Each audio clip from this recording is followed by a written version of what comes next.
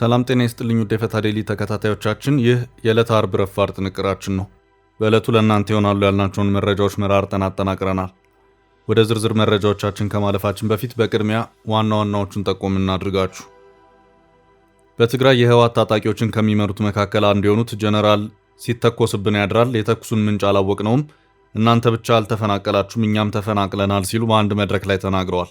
ጥንቅራችን መረጃውን አካቶ ይዞታል። ግብጽ የኤርትራና ጅቡቲ ወደቦችን ለማልማት ከሀገራቱ ጋር ከስምምነት መድረሷን በተመለከተ ሰሞኑን ዘናሽናል ጋዜጣ ይፋ ባደረገ ማግስት በአዲስ አበባ አንድ ውይይት ተካሂዷል።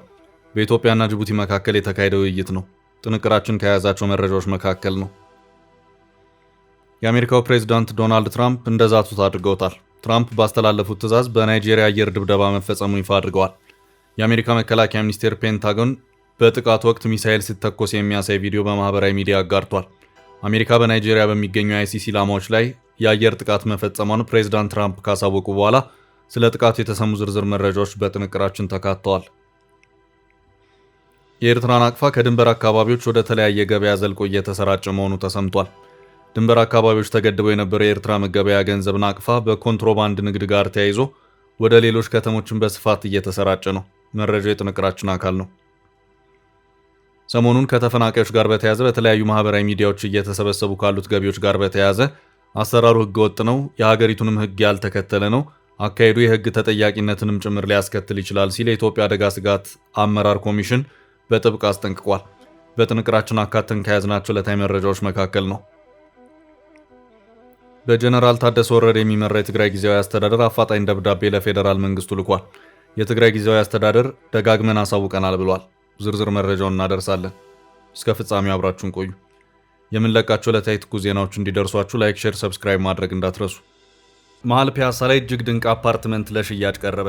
የአማና ትሬዲንግ እህት ኩባንያ ከሆነው ሜሪት ሪል ስቴት በመሃል ፒያሳ ወዳጅነት ፓርክ አጠገብ በፖስቴሽን ቴክኖሎጂ እያስገነባናቸው የሚገኙ አፓርትመንቶችም ለሽያጭ አቀረብንላችሁ። ባለ 1 መኝታ ከ500,000 ጀምሮ፣ ባለ 2 መኝታ ከ840,000 ጀምሮ፣ ባለ 3 መኝታ ከ1.2 ሚሊዮን ብር በ10% ቅድመ ክፍያና ከረጅም ጊዜ የባንክ ብድር ጋር አቀረብንላችሁ። ለአጭር ጊዜ የሚቆይ እስከ 35% የሚደርስ ዳጎስ ያለ ቅናሽ የተዘጋጀ ሲሆን ባሉበት ሆኖ በዲኤችኤል ይጨርሱ።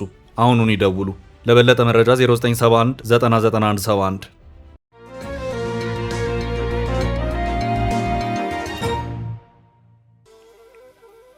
ሲተኮስብን ያድራል ጀነራሉ። በቅጽል ስማቸው ጆን መዲድ በመባል የሚታወቁት ጀነራል ዮሐንስ ወልደ ጊዮርጊስ ሰሞኑን በደቡባዊ ትግራይ ከራያ ነዋሪዎች ጋር ባደረጉት አንድ ውይይት ሲተኮስብን የሚያድረው ይህ ተኩስ ምንጩ ከየት እንደሆነ አይታወቅም ሲሉ አስታውቀዋል። በማንና ከየት እንደሆነ ተኩሱ አይታወቅም ያሉት ጀነራል ጆን መዲድ በተመሳሳይ ሰዓት ከሆነ አቅጣጫ በአንድ ጊዜ የሚጀምር የምሽት ተኩስ አለ፣ በዚያው ተመሳሳይ ሰዓት ደግሞ መልሶ ያቆማል ሲሉም ተናግረዋል።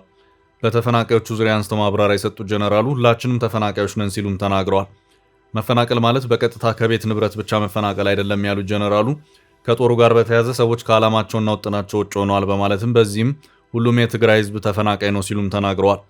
በዚሁ ማብራሪያቸውም በአጠቃላይ ቅድመ ጦርነት የነበረው ህይወት የለም ሲሉም አክለዋል። ጀነራሉ መፈናቀል ማለት በኢኮኖሚም በስነ ልቦናም ጭምር ነው ሲሉ ማብራሪያቸውን የሰጡ ሲሆን በተለይ ደግሞ የተከሰተውን የኢኮኖሚ ድቀት ተከትሎም በትግራይ ታሪክ ታይቶ የማይታወቅ ተላላኪነትና አሽከርነት ተፈጥሯል ሲሉም የሰላ ትችታቸውን ያሰሙበት ሁኔታም ታይቷል።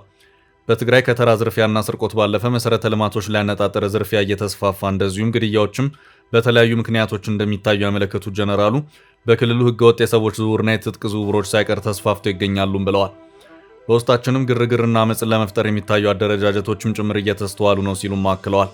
ጀነራል ዮሐንስ በዚሁ ማብራሪያቸውም እነዚህ ጉዳዮች በተራ ቦዘን የሚፈጸሙ ሳይሆኑ ፖለቲካዊ ተልዕኮ ያላቸው ናቸው በማለትም በሌሎች ስማቸውን ባልጠቀሷቸው አካላት ላይ ኃላፊነቱን የሰጡበት ሁኔታ ታይቷል። አሁን ባለው ሁኔታ የትግራይን የጸጥታ ሁኔታ ከሚቆጣጠሩት መካከል አንዱ የሆኑት ጀነራል ጆን መዲድ በትግራይ ጸጥታ ፈታኝነት ዙሪያ በዚሁ ደረጃ የከበደ መሆኑን ማብራሪያ መስጠታቸው አስገራሚ ሆኗል። ጀነራሉ በትግራይ ታጣቂዎችን በማደራጀትና ተከታታይነት ያላቸውን የጦር ቅስቀሳዎችን በማድረግ የሚታወቁ ሲሆኑ በአፋር ክልል ሀራ መሬት በሚል የተደራጀውን ኃይል ወደ ትግራይ ዘልቆ ለመከላከል በሚል በእሳቸው የሚመራውን አንድ የትግራይ ታጣቂዎች ቡድን እየመሩ ይገኛሉ።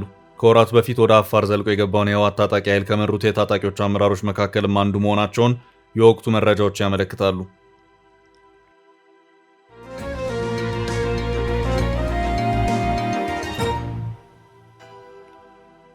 ወደ ቀጣይ መረጃ አለፍን። ከባድ የአየር ጥቃት ተሰነዘረ። የአሜሪካው ፕሬዝዳንት ዶናልድ ትራምፕ እንደዛቱት አድርገውታል። ትራምፕ በሰጡት ትዕዛዝ በናይጄሪያ የአየር ድብደባ መፈጸሙን ይፋ አድርገዋል። የአሜሪካ ጦር ኃይሎች ጠቅላይ አዛዥ ፕሬዝዳንት ዶናልድ ትራምፕ ትላንት ሐሙስ ምሽቱን በናይጄሪያ ሰሜን ምዕራብ በሚንቀሳቀሱ የአይሲስ አሸባሪ ቡድኖች ላይ ኃይለኛና ገዳይ ሲሉ የጠሩትን የአየር ጥቃት መፈጸሙን አስታውቀዋል። ፕሬዝዳንት ትራምፕ ትሩዝ ሶሻል በተሰኘው የማህበራዊ ሚዲያ ገጻቸው ባስተላለፉት መልእክት ጥቃቱ የታለመው ክርስቲያኖችን ኢላማ በማድረግ በሚገድሉ አሸባሪዎች ላይ መሆኑን ገልጸዋል። እነዚህ አሸባሪዎች የክርስቲያኖችን ግድያ ካላቆሙ ዋጋ እንደሚከፍሉ ቀደም ብዬ አስጠንቅቄያለሁ። ዛሬ ያ ማስጠንቀቂያ ተፈጽሟል ብለዋል። ፕሬዝዳንቱ በጥቃቱ ስለተገደሉ ሰዎች ቁጥር ወይም ስለተመቱት ዝርዝር ኢላማዎች ማብራሪያ ባይሰጡም ጥቃቶቹን ግን በርካታና ፍጹም ውጤታማ ሲሉ ገልጸዋቸዋል። የአሜሪካ መከላከያ ሚኒስቴር ፔንታጎን በጥቃቱ ወቅት ሚሳኤል ሲተኮስ የሚያሳይ የ9 ሰከንድ ቪዲዮ በማህበራዊ ሚዲያ አጋርቷል። የናይጄሪያ መንግስት ክርስቲያኖችን ለመጠበቅ በቂ ጥረት አያደርግም በሚል ከፕሬዝዳንት ትራምፕ የሚቀርብበትን ወቀሳ ቀደም ብሎ ውድቅ አድርጎታል። የናይጄሪያው ፕሬዝዳንት ቦላ አህመድ ቲኑቡ በሀገራቸው ህገወጥ መንግስታዊ የሃይማኖት ነጻነት ዋስትና እንዳላትና ሃይማኖታዊ ስደትን እንደማታበረታታ ገልጸዋል። ፕሬዝዳንት ትራምፕ ናይጄሪያን ለየት ያለ ስጋት ያለባት ሀገር በሚል ዝርዝር ውስጥ ለማካተት ማቀዳቸውን ገልጸዋል። ይህ ምደባ በሀገሪቱ ላይ የተለያዩ ማዕቀቦች እንዲጣሉ መንገድ ሊከፍት ይችላል። ናይጄሪያ እንደ አውሮፓውያን አቆጣጠር በ2020 በዚህ ዝርዝር ውስጥ ተካታ የነበረ ቢሆንም በ2023 ግንኙነትን ለማሻሻል በሚል ከዝርዝር ወጥታ ነበር። ይህ በናይጄሪያ የተፈጸመው ጥቃት አሜሪካ በሶሪያ በሚገኙ የአይሲስ ኢላማዎች ላይ ጥቃት ከፈጸመች ከአንድ ሳምንት በኋላ የተከተለ መሆኑ ታውቋል። የምሽቱን የአየር ድብደባ በተመለከተም የናይጄሪያ ውጭ ጉዳይ ሚኒስትር ይፋዊ መግለጫ ዛሬ ማለዳውን ሰጥቷል። ውጭ ጉዳይ ሚኒስትሩ ጥቃቱ አሸባሪዎችን ኢላማ ያደረገና በናይጄሪያና አሜሪካ መንግስት ይሁንታና ትብብር የተካሄደ ነው ሲል ገልጾታል። የናይጄሪያ ውጭ ጉዳይ ሚኒስትር ዩሱፍ ማይታማቱ ጋር አሸባሪዎችን ኢላማ ያደረገው ጥቃት ጥምር ኦፕሬሽን ነው ሲሉ ተናግረዋል። ቱጋር ተጨማሪ ጥቃቶች ሊፈጸሙ እንደሚችሉ ጠቁመው በሁለቱ ሀገራት መሪዎች ውሳኔ የሚሆን መሆኑን ገልጸዋል። በሌላ በኩል የአሜሪካ የጦር ሚኒስትር ፒት ሄግሴት ሐሙስ በኤክስ ገጻቸው የናይጄሪያ መንግስት ላሳየው ድጋፍና ትብብር ምስጋና አቀርባለሁ ሲሉ ለጥፈዋል። አክለውም መልካም የገና በዓል ብለዋል።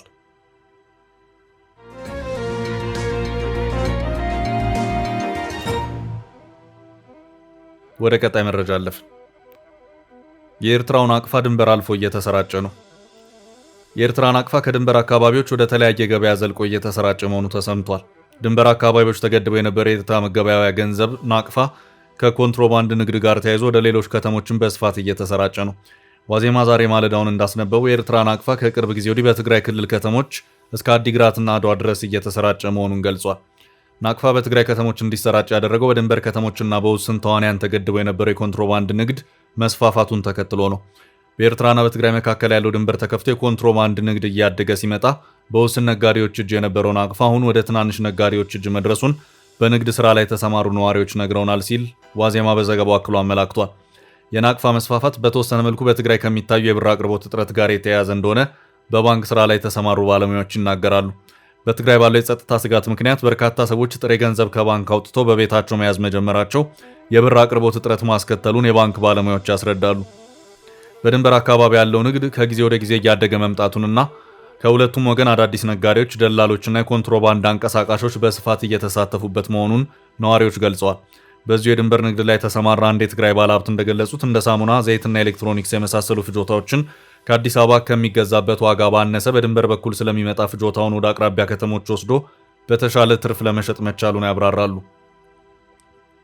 ከትግራይ ወደ ኤርትራ ድንበር የሚሻገሩት በአመዛኙ እንደ ነዳጅ፣ የእህል ምርቶች፣ የቁም እንስሳትና ሸቀጣሸቀጦች ናቸው። እነዚህ ምርቶች በድንበር አካባቢዎች በከፍተኛ ዋጋ ስለሚሸጡ ወጣቶች በአነስተኛ መጠን ጭምር በድንበር ከተሞች ለኤርትራ ገበያ ያቀርባሉ። መደበኛ ባይሆንም አነስተኛ መጠን ያለው የወርቅ ምርት ድንበር ላይ ለኤርትራ ነጋዴዎች እንደሚቀርብ ለጉዳዩ ቅርበት ያላቸው ምንጮች ጠቁመዋል። የኤርትራ ነጋዴዎች ወርቅ ሲቀርብላቸው አልፎ አልፎ ከናቅፋ በተጨማሪ በዶላር ጭምር እንደሚከፍሉም ተገልጿል። መቀሌን ጨምሮ በትግራይ ከተሞች ነዳጅ በየመስመሩ መሸጥ የተለመደ መሆኑን ነዋሪዎች ገልጸዋል። በየአካባቢው የሚለያይ ቢሆንም በአሁኑ ወቅት የ1 ሊትር ነዳጅ ዋጋ በመቀሌ ከተሞች እስከ 220 ብር ድረስ ሲሆን በኤርትራ ድንበር አካባቢዎች ከ300 ብር በላይ መሻገሩን ዘገባው ገልጿል። ከትግራይ ወደ ድንበር የኤርትራ ከተሞች ለጥቃቅን ንግዶች የሚያቀኑ ወጣቶች ለኤርትራ ገበያ የሚያቀርቡትን ምርት የሚሸጡት በናቅፋ ሲሆን ወደ ትግራይ ተመልሰው በጥቁር ገበያ እንደሚመነዝሩ ተመልክቷል። በጥሬ ገንዘብ ላይ በተመሰረተው የድንበር አካባቢ ንግድ ወደ ትግራይ የሚገባው የኤርትራ ናቅፋ በትይዩ ገበያ ወደ ብር ይቀየራል። የናቅፋና ብር ልውውጡን የሚያሳልጡ ደላሎች እስከ ትግራይ መዲና መቀሌ ከተማ ድረስ መኖራቸው ተመላክቷል። እንደ አዲግራት ባሉ የድንበር አቅራቢያ ከተሞች አንድ የኤርትራ ናቅፋ በኢትዮጵያ ከ12 እስከ 15 ብር ድረስ እየተለወጠ መሆኑን የተገለጸው ምንም እንኳን በኢትዮጵያ ባንኮች የውጭ ምንዛሬ ግብይት ውስጥ የኤርትራ ናቅፋ ይፋ ዋጋ የሚወጣለት ባይሆንም መደበኛ ዋጋው አንድ ናቅፋ 7 ብር መሆኑን መረጃዎች ያመለክታሉ። የድንበር ንግድ በስፋት የሚካሄድባቸው እንደ ባድመ፣ ራማ፣ ጾረና፣ ዛላምበሳ ያሉ ከተሞች መሆናቸውን የተገለጸው በድንበር ላይ የተሰማሩ የኤርትራና የትግራይ ጸጥታ አካላት ነጋዴዎችን የማለፊያ ገንዘብ ቢጠይቁም እንቅስቃሴ ግን አይከለክሉም ተብሏል። የኤርትራ ወታደሮች አልፎ አልፎ ከትግራይ ነጋዴዎች ላይ በግዳጅ ገንዘብ እንደሚቀሙና ድብደባ ጭምር እንደሚፈጽሙ ዘገባው ጠቁሟል።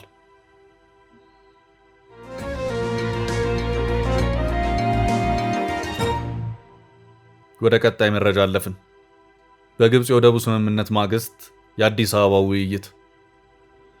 ግብጽ የኤርትራና ጅቡቲ ወደቦችን ለማልማት ከሀገራቱ ጋር ከስምምነት መድረሷን በተመለከተ ሰሞኑን ዘናሽናል ጋዜጣ ይፋ ባደረገ ማግስት በአዲስ አበባ አንድ ውይይት ተካሂዷል።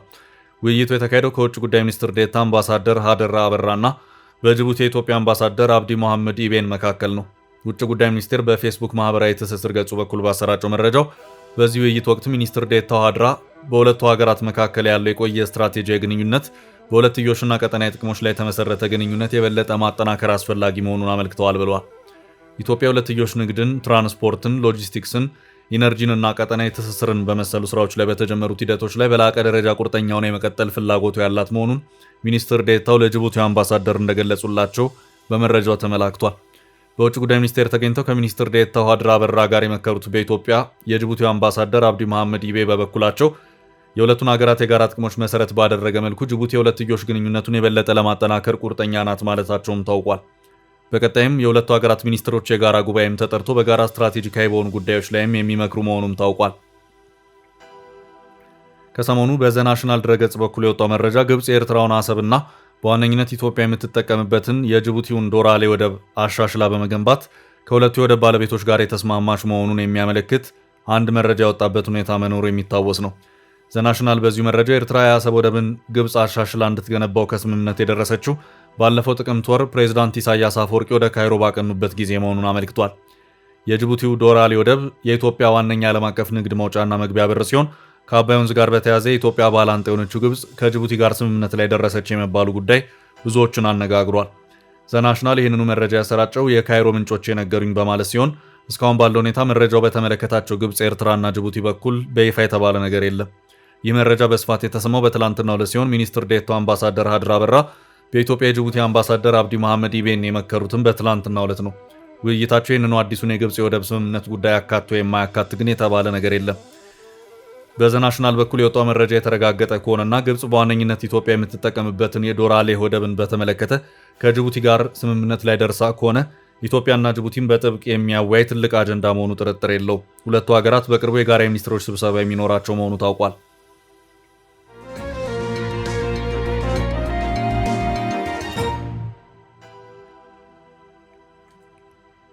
ወደ ቀጣይ ርዕስ አለፍን።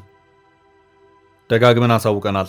ጀነራል ታደሰ በጀነራል ታደሰ ወረደ የሚመራው የትግራይ ጊዜያዊ አስተዳደር አፋጣኝ ደብዳቤ ለፌዴራል መንግስቱ ልኳል። የትግራይ ጊዜያዊ አስተዳደር ደጋግመን አሳውቀናል ብሏል። የትግራይ ጊዜያዊ አስተዳደር ለአደጋ ስጋት ስራ አመራር ኮሚሽን በላከው ደብዳቤ በክልሉ ተፈናቃዮች ስላሉበት ሁኔታ ደግሞ ደጋግሞ ማሳወቁን አመልክቷል።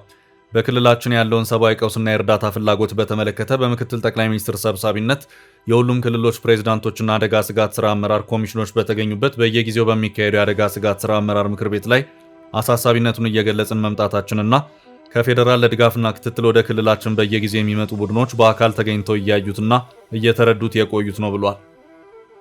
በተጨማሪ አደጋ ስጋት ስራ አመራር ኮሚሽን ጨምሮ የክልልና የፌዴራል መንግስታዊ ተቋማትና ዩኒቨርሲቲዎች በክልሉ የሚገኙ መንግስታዊ ያልሆኑ ተቋማት መሰረት በክልሉ 2,500,000 ተረጂ ያለ መሆኑ በጥናት መረጋገጡን ገልጿል። በተለያዩ ወቅቶች በሚደረጉ ግንኙነቶች ማለትም በደብዳቤ፣ በሪፖርት፣ በስልክ፣ በቪዲዮ ስብሰባዎች፣ በአካል በመገኘትም ጭምር በክልላችን ባሉት የክላስተር አደረጃጀቶች ያሉብንን ችግሮች እያስረዳን የመጣን መሆናችን ይታወቃል ብሏል። በክልሉ ያለውን ሁለንተናዊ ችግር አገር ውስጥ ብቻ ሳይሆን ዓለም እንዲያውቀው እየተደረገ የመጣ ጉዳይ መሆኑ በሚገባ የሚታወቅ መሆኑ ሊሰመርበት የሚገባ ጉዳይ ነው ሲልም አክሏል። አሁን በመጠለያ ጣቢያዎች የሚገኙ ተፈናቃዮች የሚሰጣቸው የምግብ ድጋፍ በቂ አለመሆኑን ገልጿል። ከምግብ ውጭ ያለባቸው መሰረታዊ ፍላጎቶች የጤና፣ ውሃ፣ የልብስና መሰረታዊ ቁሳቁስ፣ የመጠለያ፣ የእህል ማስፈጫ ዋጋ፣ የልጆቻቸው ትምህርት ወጪ ወዘተ ባለማሟላታቸው ምክንያት ለእነዚህ መሰረታዊ ፍላጎታቸው ወጪ የሚሸፍኑ ከሚሰጣቸው ምግብ ከ15 ኪሎ ግራም እህል፣ 1.5 ኪሎ ግራም ጥራጥሬና 0.45 ሊትር የምግብ ዘይት በመሆኑ ምክንያት የሚሰጣቸው የምግብ ድጋፍ ይህን ሁሉ ወጪያቸውን ሸፍኖ በሕይወት ለመኖር የሚያስችላቸው አለመሆኑ መታወቅ አለበት ብሏል። ይህንን ሰብአዊ ቀውስ በሕጻጽ መጠለያ ጣቢያ ብቻ ሳይሆን በሌሎቹ 146 መጠለያ ጣቢያዎች ጭምር እያጋጠመ ያለ ችግር መሆኑን አስረድቷል። በየወሩ ምግብ እርዳታ እያቀረቡ ያሉት የጂኦፒ አጋሮች ከላይ የተጠቀሰው መጠን ያለው ምግብ ባለማቅረባቸው እየተፈጠረ ያለ ችግር ሳይሆን ተፈናቃዮች ከምግብ በተጨማሪ ሌሎች ወጪዎችን ለመሸፈን ተጨማሪ ድጋፎች ባለማግኘታቸው የተፈጠረ መሆኑን ሁላችን ግልጸኝነት ሊኖረን ይገባል ብሏል። በመሆኑም ፓርትነሮች በተለይ ከፕሪቶሪያ ስምምነት በኋላ ከተጠቃሚዎች ምልመላ እስከ እርዳታ ማሰራጨትና እርዳታው ለተባለለት ዓላማ ስለመዋሉ ክትትል እስከ ማድረግ ያለው ሂደት ያለምንም የመንግስት ጣልቃ ገብነት ራሳቸውን ችለው እየሰሩ የቆዩ እንደሆኑም ገልጿል። አሁንም በክልሉ ላይ በተለይ በተፈናቃዮች በከተማ ነዋሪዎችና በየቦታው ያሉ ከ1.7 ሚሊዮን በላይ ለምንም ድጋፍ የተመለሱ ተመላሽ ተፈናቃዮች ያለው ከፍተኛ ችግር ከክልሉና በክልሉ ከሚገኙ መንግስት ያልሆኑ ተቋማት አቅም በላይ መሆኑን አመልክቷል። ያለው የነዳጅ እጥረትም ሰብአዊ ድጋፍ በወቅቱ እንዳይደርስ የበለጠ እያባባሰው መሆኑን አስረድቷል።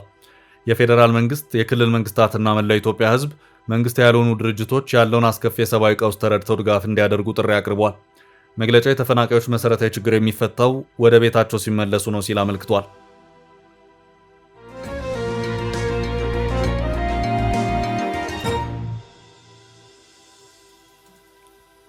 በቀጣይ ርዕሳችን የተጀመረው እርዳታ የማሰባሰብ ሂደት ህገወጥ ነው ኮሚሽነሩ።